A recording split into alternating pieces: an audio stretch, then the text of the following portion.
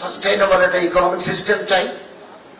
তারপরে আমরা ইলেকশন কমিশনকে সাজিয়ে একটা ভোট ফেয়ার, ফ্রি, ইম্পার্শিয়াল নির্বাচন দিয়ে নির্বাচিত সরকারের হাতে ক্ষমতা হস্তান্তর করে সম্মানের সাথে আমরা বিদায় নিতে চাই। আমি আমার মন্ত্রণালয়ে 3টা সেকশন আছে: হিন্দু কল্যাণ ট্রাস্ট, বৌদ্ধ কল্যাণ ট্রাস্ট, খ্রিস্টান কল্যাণ ট্রাস্ট। আপনাদের প্রতিনিধি ওখানে আছে, সব ধরনের সহযোগিতা পাবেন। আমি আপনাদের পরামর্শ চাই যাতে আমরা আমার মন্ত্রণালয়কে আমি সুষ্ঠু সুন্দরভাবে পরিচালনা করতে পারি যতদূর সম্ভব। এবং আমার মন্ত্রণালয়ের সাথে যারা জড়িত ওখানে ঘুষের কোনো লেনদেন হবে না। আমি ইসলামিক ফাউন্ডেশনকে বলে আসছি, পুরনো প্র্যাকটিস দেন। যারা বহুদিন যাবত এখানে থেকে বিভিন্ন প্রকল্প, তারা আসতে আমার অর্ডারের জন্য অপেক্ষা করার দরকার কি? আপনারা সম্মানের সাথে চলে যাবেন। আর মাঠ পর্যায়ে যারা এফিসিয়েন্ট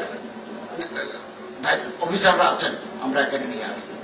এরকম যুব মন্ত্রণালয়েও, বিভিন্ন মন্ত্রণালয় আমরা আপনাদের সহযোগিতা চাই। আমরা দায়িত্ব নেওয়ার পরে কোন মন্দির, মসজিদ অথবা কোন প্যাগোডায় অথবা চার্চে কোন ধরনের হামলা হয়ে গেলে উইথ এভিডেন্স আমাদের দিলে আমরা ক্রিমিনালের বিরুদ্ধে আইনানুগ ব্যবস্থা নিতে দ্বিধা করব না। আমরা খুব সুন্দর, শান্তিময়, একটা সুখী, সমৃদ্ধশালী বাংলাদেশ করতে চাই। এই ক্ষেত্রে আমাদের প্রত্যেকের সহযোগিতা প্রয়োজন। মুক্তিযুদ্ধে আমরা যেমন এক ছিলাম, without caste, creed, religion, irrespective of, আমরা একসাথে ঝাঁপিয়ে পড়েছি অন্যায়ের বিরুদ্ধে, হানাদার বাহিনীর বিরুদ্ধে। আমরা আরেকটা যুদ্ধে অংশগ্রহণ, এখন যুদ্ধ চলছে আমাদের, এটাও আমরা একসাথে কাজ করবো, একযোগে কাজ করব। এবং কোথাও যদি ইনসিডেন্ট ঘটে, অ্যাক্সিডেন্ট মানুষ বসে থাকে, এগুলো ঘটানোর জন্য মসজিদে ঢুকি গটি নিয়ে যায়, বাটে মসজিদের ভিতরে ফ্যান খুলে নিয়ে যায়, গড়ি নিয়ে যায়। আমি 17 বছর যাবত একটা মসজিদে জুমা পড়াই, আমার শ্রোতা পর্যন্ত নিয়ে গেছে। তো আছে না সমাজের এই মানুষ, সমাজে আছে। তো নতুন সাইকেল কিনছি 3,500 টাকা দিয়ে, 2 দিনও পড়তে পারিনি।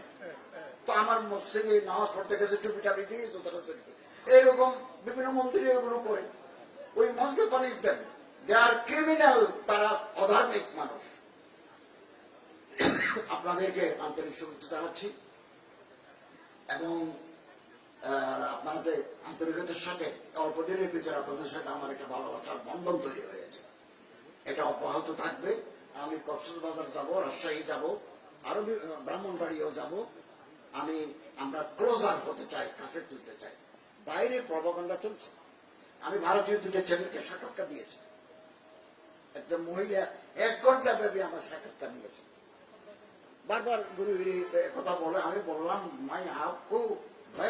मैं आपको मुतमईन करना चाहता हूँ, बांग्लादेश के हिंदू सुख में है, आराम में है, खुशगवार जिंदगी बसर कर रहे हैं।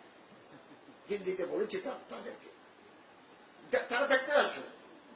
ইউনাইটেড নেশনসের মানবাধিকার হাই কমিশনের 4 জন প্রতিনিধি এসেছে।